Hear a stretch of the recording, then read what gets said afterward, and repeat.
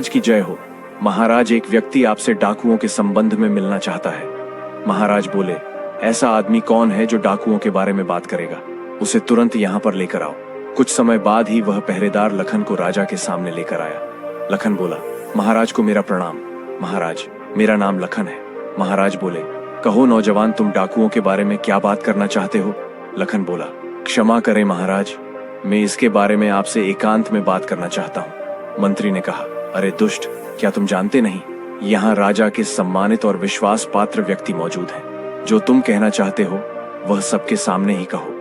राजा बोला, ठहरिए मंत्री जी, यदि यह हमसे एकांत में बात करना चाहता है तो हम इससे एकांत में ही बात करेंगे। आप लोग जाइए। उसके बाद लखन ने राजा को अकेले में पूरा किस्सा कह सुनाया।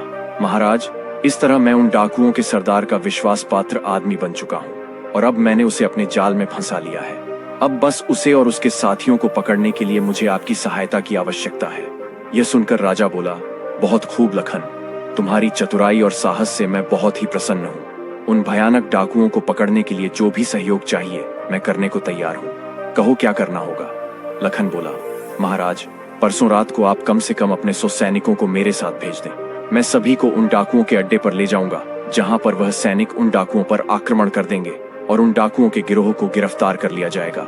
राजा बोला, बिल्कुल ठीक बेटा, तुम्हारी सलाह बिल्कुल उचित है।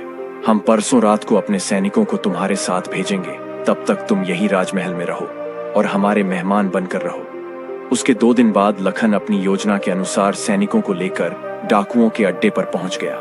सैनिकों की टुकड़ी ने उन डाकुओं पर आक्रमण कर दिया। कुछ ही समय में सैनिकों ने उन डाकुओं को गिरफ्तार कर लिया और उनमें से कुछ डाकू मारे भी गए।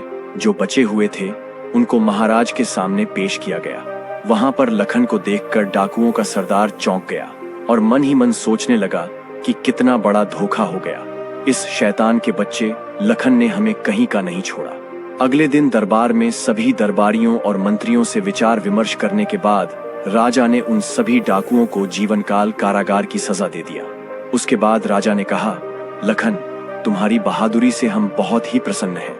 आज से हम तुम्हें अपना सेनापति नियुक्त करते हैं। लखन ने यह सुनकर कहा, महाराज, आपका बहुत बहुत धन्यवाद, जो आपने मुझे नगर की सेवा करने के लायक समझा। उधर दूसरी तरफ लखन का बड़ा भाई बसंत अपने पिता की मेहनत की कमाई को बुरे कामों में बर्बाद कर रहा था। उसे जुआ खेलने की बुरी लत लग चुकी थी। वो शराब और जुए में अपना सारा पैसा बर्बाद कर चुका था। उसकी हालत इतनी बुरी हो चुकी थी कि अब उसके पास खाने के लिए अन्न तक भी नहीं बचा था। पूरे गांव में वह इतना बदनाम हो चुका था कि अब उसे गांव में कहीं भी कोई भी काम नहीं मिल रहा था। इसीलिए उसने यह निश्चित किया